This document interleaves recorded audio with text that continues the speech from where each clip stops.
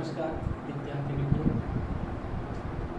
આજે આપણે ધોરણ 12 જીવ વિજ્ઞાનની અંદર એકમ 6 ની શરૂઆત કરીશું.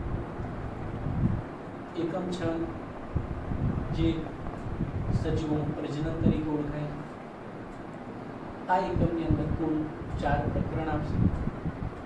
પ્રકરણ 1 સજીવોમાં પ્રજનન, જેનો ગુણભાર 5 માર્ક્સનો છે. પ્રકરણ 2 સપુષ્પી વનસ્પતિમાં લિંગી પ્રજનન, જેનો ગુણભાર 5 ગુણનો છે. પ્રકરણ 3 મનુષ્યમાં પ્રજનન, જેનો ગુણભાર 6 માર્ક્સનો છે. પ્રકરણ 4 પ્રાથમિક સ્વાસ્થ્ય, જેનો ગુણભાર 4 ગુણનો છે. એટલે કે એકમ 6 ટોટલી 20 ગુણની અંદર બોર્ડની પરીક્ષાની અંદર પૂછાશે. આજે આપણે એકમ 6 ની અંદર પ્રકરણ 1 સજીવોમાં પ્રજનન એના વિશે વાત કરીશું. મિત્રો, દુનિયાની અંદર ઘણા બધા સજીવો જોવા મળે છે. વનસ્પતિ, પ્રાણી, જુદી જુદી વિવિધતા ધરાવતા સજીવો જોવા મળે છે. આ દરેક સજીવનો જન્મ અને મૃત્યુ નિશ્ચિત હોય છે. પણ જ્યારે સજીવનો જન્મ થાય છે અને મૃત્યુ સુધીનો જે સમય વિતાવે છે, તો એ સમયગાળાને જીવનકાળ તરીકે આપણે ઓળખીએ છીએ. નમસ્કાર વિદ્યાર્થી મિત્રો, આજે આપણે ધોરણ 12 જીવ વિજ્ઞાનની અંદર કેટલાક ચેપ્ટરોની શરૂઆત કરીશું. ધોરણ 12 જીવ વિજ્ઞાનની અંદર કુલ 5 એકમ છે, જેમાં એકમ 6 થી શરૂઆત થશે. એકમ 6 પ્રજનન રીપ્રોડક્શન તરીકે ઓળખાય છે, જેનો બોર્ડની પરીક્ષાની અંદર ગુણભાર 20 ગુણનો રહેશે. આ એકમ 6 ની અંદર જુદા જુદા 4 પ્રકરણ આવશે, જેમાં પ્રકરણ 1 સજીવોમાં પ્રજનન, જે 5 માર્ક્સમાં. પ્રકરણ 2 સપુષ્પી વનસ્પતિમાં લિંગી પ્રજનન, એ પણ 5 ગુણમાં. પ્રકરણ 3 મનુષ્યમાં પ્રજનન, જે 6 ગુણની અંદર. અને પ્રકરણ 4 પ્રાજનિક સ્વાસ્થ્ય, જે 4 ગુણની અંદર બોર્ડની પરીક્ષાની અંદર પૂછાશે. તો વિદ્યાર્થી મિત્રો, આ 4 પ્રકરણ ટોટલે એકમ 6 ની અંદર સમાવેશ થશે, જે 20 ગુણના વેટેજની અંદર પૂછાશે. હવે આપણે શરૂઆત કરીશું પ્રકરણ 1 સજીવોમાં પ્રજનન. વિદ્યાર્થી મિત્રો, પૃથ્વી ઉપર ઘણા બધા વિવિધતા ધરાવતા સજીવો જોવા મળે છે. એક કોષી સજીવોથી માંડીને બહુકોષી સજીવો, વનસ્પતિથી માંડીને પ્રાણીઓ, તો આ દરેક સજીવોની અંદર પ્રજનનની અંદર કંઈક ના કંઈક વિવિધતા જોવા મળે છે. જ્યારે કોઈ પણ સજીવનો જન્મ થાય છે ત્યારે એનો મૃત્યુ પણ નિશ્ચિત હોય છે. આમ કોઈ પણ સજીવનો જન્મથી મૃત્યુ સુધીનો જે સમયગાળો ખરો, એ સમયગાળાને જીવનકાળ તરીકે ઓળખવામાં આવે છે. લાઈફ સ્પેન, આ જીવનકાળ દરેક સજીવો માટે સરખો હોતો નથી. ફરીથી યાદ રાખો મિત્રો, કોઈ પણ સજીવના જન્મથી મૃત્યુ સુધીના સમયગાળાને જીવનકાળ લાઈફ સ્પેન તરીકે ઓળખવામાં આવે છે. અને આ જીવનકાળ દરેક સજીવો માટે, દરેક પ્રાણીઓ માટે એક સમાન હોતો નથી. જેમ કે કાગડો અને પોપટ બંનેના કદ સરખા છે, પણ એમનો જીવનકાળ અલગ અલગ વર્ષનો છે. આમ દુનિયાની અંદર સજીવોના કદ ઉપરથી એમનો જીવનકાળ નક્કી થતો નથી. હવે દરેક સજીવની વાત કરીએ આપણે, તો સજીવોમાં પ્રજનન એ શું છે, પ્રજનનથી શું થાય છે, તો એના વિશે જોઈએ કે પ્રજનન એક એવી ક્રિયા છે કે જેમાં સજીવ બીજા સજીવનું નિર્માણ કરે છે. એટલે કે પૃથ્વી પરનો સજીવ પોતાના જીવનકાળ દરમિયાન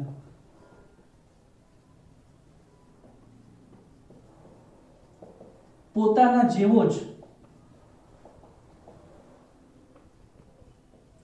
બીજો નવો સજીવ નિર્માણ કરે, તો આ ક્રિયાને પ્રજનન રીપ્રોડક્શન તરીકે ઓળખવામાં આવે છે. એટલે કે ફરીથી કે પૃથ્વી પરનો પુખ્ત સજીવ પોતાના જીવનકાળ દરમિયાન પોતાના જેવો જ નવો સજીવનું નિર્માણ કરે, નવી સંતતિનું નિર્માણ કરે, એ ક્રિયાને પ્રજનન રિપ્રોડક્શન તરીકે ઓળખવામાં આવે છે. પ્રજનન એક એવી કુદરતી ઘટના છે કે જેથી પૃથ્વી પર સજીવોનું સાતત્ય જળવાઈ રહે. એટલે કે પ્રજનનનું મહત્વ શું? તો પ્રજનનનું મહત્વ ખૂબ જ છે. જેમ કે સજીવો પોતાનું સાતત્ય જાળવી રાખે છે, સજીવો પોતાનું અસ્તિત્વ ટકાવી રાખે છે અને પોતાની અંદર રહેલા આનુવંશિક લક્ષણોને એક પેઢીમાંથી બીજી પેઢીમાં લઈ જાય છે. આમ પ્રજનન એ ખૂબ જ અગત્યની ઘટના છે. પણ દરેક સજીવોમાં પ્રજનન એ અલગ અલગ રહેઠાણને આધારે, અનુકૂલનને આધારે, એમની દેહ ધાર્મિક ક્રિયાઓને આધારે જુદા પ્રકારનું હોઈ શકે છે. આમ પ્રજનનના મુખ્ય બે પ્રકારો જોવા મળશે. એક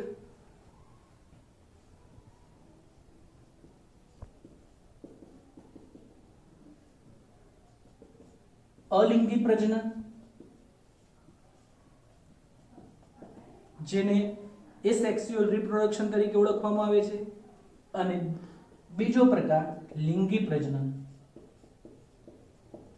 જેને સેક્સ્યુઅલ રિપ્રોડક્શન તરીકે ઓળખવામાં આવે છે. તો મિત્રો આ બંને પ્રકારો શાના આધારે પડ્યા છે? તો એવું કહેવાય કે પ્રજનનના મુખ્ય બે પ્રકારો અલિંગી પ્રજનન અને લિંગી પ્રજનન એમના પિતૃઓને આધારે અને જન્યુ કોષોના નિર્માણને આધારે પાડવામાં આવે છે.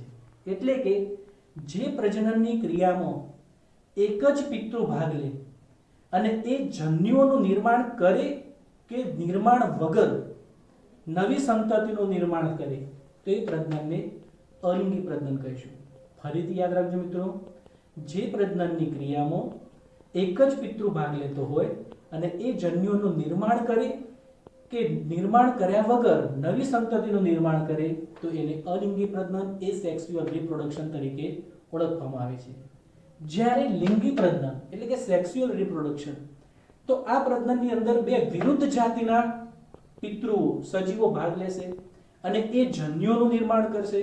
જન્યુઓ બે પ્રકારના જોવા મળશે, નરજન્યુ અને માદાજન્યુ. તો જે પ્રજનનમાં બે વિરુદ્ધ જાતિના પિતૃઓ જન્યુઓનું નિર્માણ કરીને અને એનું જોડાણ થયા પછી જે નવી સંતતિનું નિર્માણ કરશે તો એને લિંગી પ્રજનન તરીકે ઓળખવામાં આવે છે. એટલે કે અલિંગી પ્રજનનમાં એક જ પિતૃ હોય છે, લિંગી પ્રજનનમાં બે પિતૃ હોય છે. અલિંગી પ્રજનનની અંદર જન્યુઓનું નિર્માણ થાય પણ ખરું, ના પણ થાય. ત્યારે લિંગી પ્રજનનમાં ફરજિયાત નરજન્યુ માદાજન્યુનું નિર્માણ થઈ, એમનું જોડાણ થઈ અને નવા સજીવનું ઉત્પત્તિ થાય છે. આમ પ્રજનનના મુખ્ય બે પ્રકારો અલિંગી પ્રજનન અને લિંગી પ્રજનન. તો મિત્રો આજે આપણે અલિંગી પ્રજનનની વાત કરીએ એ પહેલા વાત કરી હતી કે દુનિયાની અંદર જે પ્રાણીઓ મૃત્યુથી સુધી જે જીવિત જોવા મળે છે તો એમના જન્મથી મૃત્યુ સુધીના સમયગાળાને આપણે જીવનકાળ તરીકે ઓળખ્યો હતો. આ જીવનકાળમાં કેટલાક એક્ઝામ્પલ હું તમને આપીશ કે જે તમારા પાઠ્યપુસ્તકમાં પણ હશે અને નીટની માહિતી માટે પણ જરૂરી છે. તો કેટલાક પ્રાણીઓનો જીવનકાળ જેવા કે હાથીનું આયુષ્ય 60 થી 75 વર્ષ સુધીનું હોય છે, ગુલાબના છોડનું આયુષ્ય 10 વર્ષ સુધીનું હોય છે, કૂતરો, કેળ, ગાય એમનું આયુષ્ય 25 વર્ષ સુધીનું હોય છે, પતંગિયું જે કીટક કહેવાય તો એનું આયુષ્ય લગભગ 1 થી 2 અઠવાડિયા સુધીનું હોય છે, કાગડો કે જેનું આયુષ્ય 15 વર્ષનું છે, જ્યારે પોપટ એનું આયુષ્ય 140 વર્ષનું, કાચબો જેનું આયુષ્ય 100 થી 150 વર્ષનું, વડનું વૃક્ષ જેનું આયુષ્ય 200 થી 300 વર્ષ સુધીનું હોય છે. તો કહેવાનો અર્થ એ થયો મિત્રો કે પૃથ્વી પર જે સજીવો છે એ સજીવોનો જીવનકાળ એક સરખો જોવા મળતો નથી, કે આ જીવનકાળ તેમના કદ ઉપર પણ આધાર રાખતો નથી. જેમ કે મેં તમને પહેલા વિડીયોમાં પણ કહ્યું હતું કે કાગડો અને પોપટ બંનેના કદ સરખા પણ એમના આયુષ્ય જીવનકાળમાં ઘણો ડિફરન્સ જોવા મળે છે. તો આ જીવનકાળ તમારા માટે ખૂબ ઇમ્પોર્ટન્ટ છે, જે ગુજકેટ નીટની એક્ઝામની અંદર આમાંથી ઘણા હેતુલક્ષી પ્રશ્નો પણ પૂછાતા હોય છે. હવે વાત કરવાની હતી આપણે મિત્રો કે પ્રજનનની અંદર જે બે પ્રકારોની આપણે ચર્ચા કરી એ બંને પ્રકારોનો સૌથી પહેલા અલિંગી પ્રજનન, એસેક્સ્યુઅલ રિપ્રોડક્શન.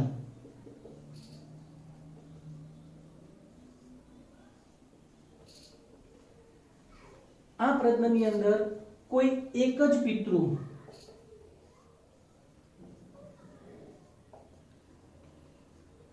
આબેહૂબ પોતાના જેવી જ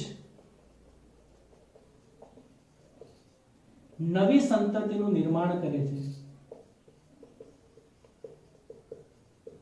કારણ કે આ ક્રિયા એક મોટા ભાગે સમવિભાજન આધારિત હોય છે.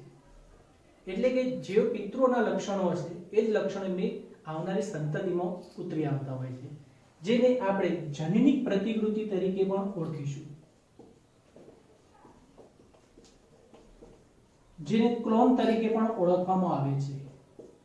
આબેહૂબ પ્રતિકૃતિ. આવા અલિંગી પ્રજનનની અંદર પ્રાણીઓની અંદર જુદા જુદા પ્રકારો જોવા મળશે. ખાસ કરીને વાત કરીએ આપણે અલિંગી પ્રજનનના પ્રકારો, તો આ પ્રકારોની અંદર સૌથી પહેલા આપણે વાત કરીશું દ્વિભાજન. ખાસ કરીને એક કોષી પ્રાણીઓ, મોનેરા સૃષ્ટિ, પ્રોટિસ્ટા સૃષ્ટિના જે સજીવો હોય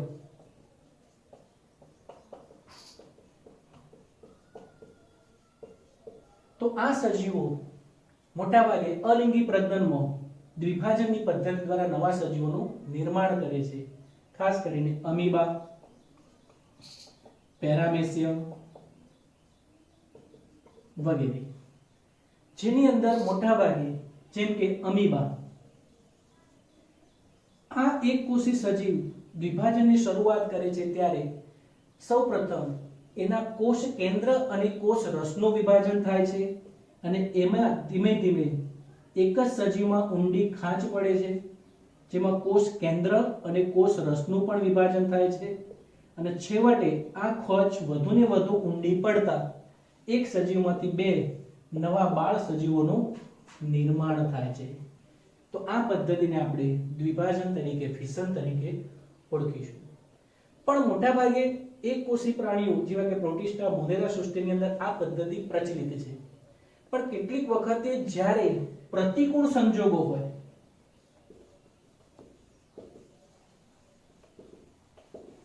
તો આવી પરિસ્થિતિમાં અમીબા જેવા પ્રાણી પોતાના કોષ કેન્દ્રનું વિભાજન કરી હજારો કોષ કેન્દ્રો બનાવે છે અને તેની ફરતે ત્રિસ્તરીય આવરણનું નિર્માણ કરે છે અને આ ત્રિસ્તરીય આવરણને કોષ્ઠ તરીકે ઓળખવામાં આવે છે. સાયઝોન, કોષ્ઠ અવસ્થા. જ્યારે આ કોષ્ઠ અવસ્થા તૂટે છે તેમાં રહેલા હજારો બીજાણુ બહાર નીકળે છે અને નવા સજીવનું સર્જન કરે છે. આમ અનુકૂળ સંજોગો હશે તો વિભાજન દ્વારા, જ્યારે પ્રતિકૂળ સંજોગો હશે તો કોષ્ઠ દ્વારા, સાયઝોન અવસ્થા દ્વારા આ સજીવો અલિંગી પ્રજનન ચાલુ રાખતા હોય છે. કેટલાક પ્રાણીઓની અંદર વાત કરીએ તો અલિંગી પ્રજનનની અંદર જેવા કે ઈસ્ટ નામનું એક કોષી પ્રાણી,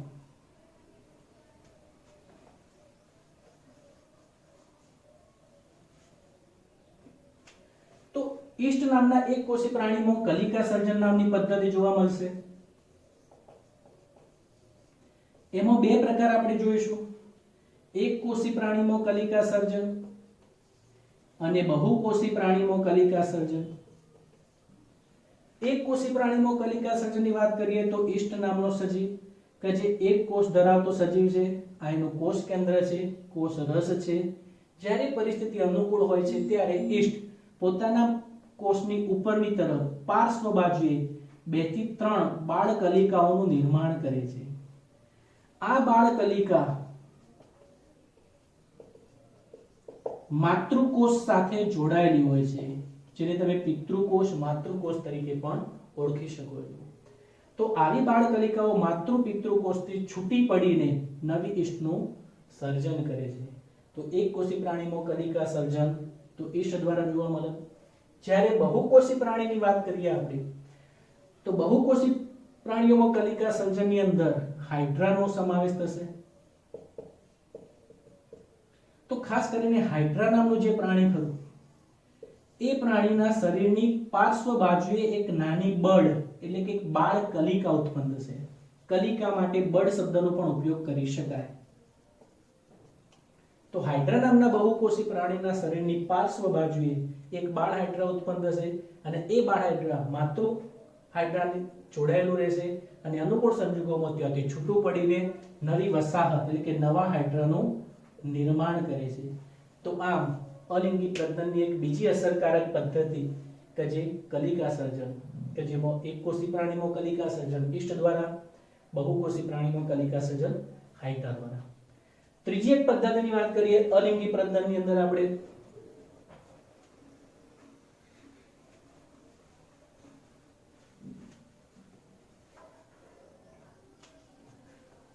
તો ત્રીજા નંબરની અલિંગી પ્રજનનની પદ્ધતિમાં આવશે પુનઃસર્જન. ખાસ કરીને પ્લેનેરિયા, સ્ટારફિશ એટલે કે તારા માછલી, તો આ સજીવોની અંદર એમના શરીરના દેહનું કોઈ ભાગે ટુકડો છૂટો પડે તો એ કપાયેલા ભાગમાંથી નવા સજીવનું અસ્તિત્વ નિર્માણ થતું હોય છે. એટલે કે પ્લેનેરિયા, તારા માછલી જેવા સજીવોના દેહના કોઈ ભાગ કપાઈ જાય, એમનો ટુકડો પડે તો એ કપાયેલા ભાગમાંથી નવો સજીવ નિર્માણ પામતો હોય છે. એક પ્રકારની સંજીવની શક્તિ જેવી ક્ષમતા આ પ્રાણીઓમાં જોવા મળે છે, જેને પુનઃસર્જન તરીકે ઓળખવામાં આવે છે. એના પછી વાત કરીએ તો કેટલાક પ્રાણીઓની અંદર અલિંગી પ્રજનન કંઈક ખાસ પ્રકારે જોવા મળતું હોય છે, જેમ કે ફૂગ સૃષ્ટિના સભ્યો અને લીલ સૃષ્ટિના સભ્યો. તો એમની અંદર અમુક સમયે એવું અલિંગી પ્રજનન જોવા મળતું હોય છે કે જે અમીબા જેવા સજીવો કરતા તદ્દન જુદું હોય છે. એટલે કે ફૂગ અને લીલ સૃષ્ટિના સભ્યોની અંદર ચલ બીજાણુ દ્વારા, જેને ઝૂસ્પોર તરીકે ઓળખવામાં આવે છે, જે ચલિત બીજાણુ તરીકે ઓળખાય છે. તો ફૂગ અને લીલ સૃષ્ટિના સભ્યો ચલ બીજાણુ દ્વારા, ચલિત બીજાણુ દ્વારા પોતાના જેવા નવા સજીવનું નિર્માણ કરે છે. ઉદાહરણ તરીકે ક્લેમિડોમોનાસ નામની લીલ. તો ક્લેમિડોમોનાસ નામની લીલની અંદર જે પુખ્ત કોષ હોય છે તો એમાંથી આ રીતે ચલ બીજાણુઓનું નિર્માણ થશે, જે આવી કશા ધરાવે છે અને એ કશાઓ દ્વારા એ સતત હલનચલન કરે છે, માટે એને ચલિત બીજાણુ તરીકે પણ ઓળખવામાં આવે છે. તો આમ કેટલીક વનસ્પતિના સભ્યોની અંદર, કેટલીક લીલ સૃષ્ટિના સભ્યો અને કેટલીક ફૂગ સૃષ્ટિના સભ્યોમાં ચલ બીજાણુ દ્વારા અલિંગી પ્રજનન ખૂબ જ પ્રચલિત છે. એ સિવાય વાત કરીએ આપણે તો કેટલીક ફૂગની અંદર કોનેડિયા નામના બીજાણુ દ્વારા, જે અચલિત બીજાણુ છે, તો એના દ્વારા પણ અલિંગી પ્રજનન જોવા મળે છે. ખાસ કરીને પેનિસિલિયમ નામની ફૂગ. તો આ ફૂગની અંદર આવા બીજાણુ ધાની ધર જોવા મળે છે. બીજાણુ ધાની ધર, અને એના ઉપર કોનિડિયા એટલે કે આવા અચલિત બીજાણુઓ નિર્માણ થાય છે. અને આવા અચલિત બીજાણુઓ, જેને કોનિડિયા તરીકે ઓળખવામાં આવે છે, જે મુખ્ય દેહથી સુકાયથી છૂટા પડે છે અને નવી ફૂગનું સર્જન કરે છે. કેટલીક સજીવોની જાતિ એવી છે કે જેની અંદર અલિંગી પ્રજનન માટે બાહ્ય કલિકાની ઉપરાંત અંતઃકલિકા જોવા મળે છે, જેમ કે વાદળી નામના સજીવો. તો વાદળી નામના સજીવની અંદર મોટા ભાગે કલિકા દ્વારા સર્જન થતું હોય છે, પણ વાદળી નામના સજીવમાં જે મીઠા પાણીની વાદળી જોવા મળે,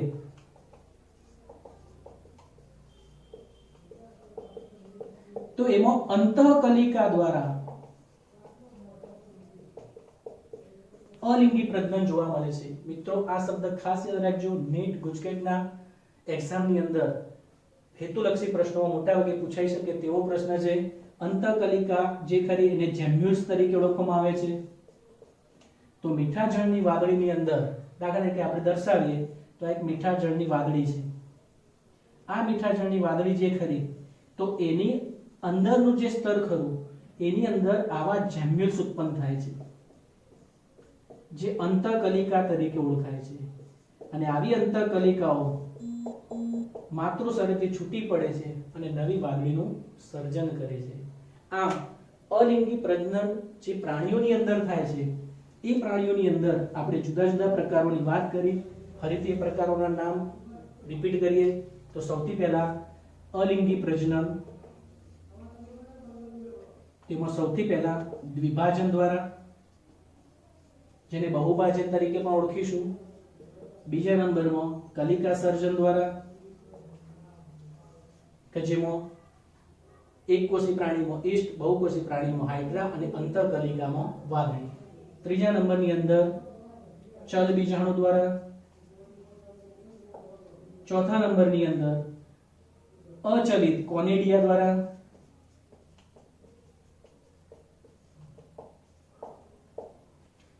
એના પછી વાત કરી પુનઃસર્જન દ્વારા. તો આમ જુદી જુદી પદ્ધતિઓ દ્વારા અલિંગી પ્રજનન જુદા જુદા પ્રાણીઓમાં જોવા મળે છે. પણ કેટલાક જૂથના સભ્યો જેમ કે સ્પાયરોગાયરા નામની લીલ, તો સ્પાયરોગાયરા નામની લીલની અંદર એમના સુકાયનું ગમે તેટલી વખત ખંડન ટુકડા કરવામાં આવે તો દરેક ટુકડામાંથી નવી લીલનું સર્જન થાય છે. આ ઘટનાને ફ્રેગમેન્ટેશન, અવખંડન તરીકે આપણે ઓળખીશું. તો છેલ્લો પ્રકાર અવખંડન, ખાસ કરીને સ્પાયરોગાયરા લીલની અંદર. તો મિત્રો આજે આપણે પ્રજનન વિશેની વાત કરી, જીવનકાળ વિશેની વાત કરી, પ્રજનનના મુખ્ય બે પ્રકારો અલિંગી અને લિંગી પ્રજનનની વાત કરવાની હતી. અલિંગી પ્રજનનની અંદર આપણે મોટાભાગના ટોપિક્સ પૂરા કર્યા છે. આ ટોપિક્સ તમે પુસ્તકમાંથી પણ જોઈ શકો છો અને આ વિડીયો દ્વારા પણ સમજી શકો છો.